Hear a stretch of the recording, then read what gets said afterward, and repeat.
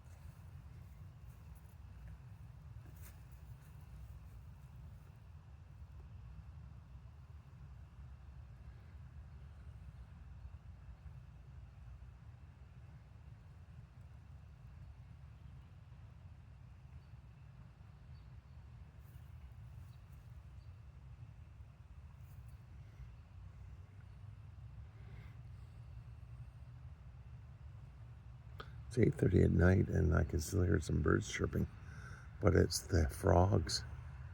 That was the big thing that I was listening for. And they've actually stopped chirping, probably because I'm talking and making too much sounds. When I first walked in from the car, I could just hear them just going crazy. So I thought I'd do a little short video and see what I could hear for the sounds in the evening.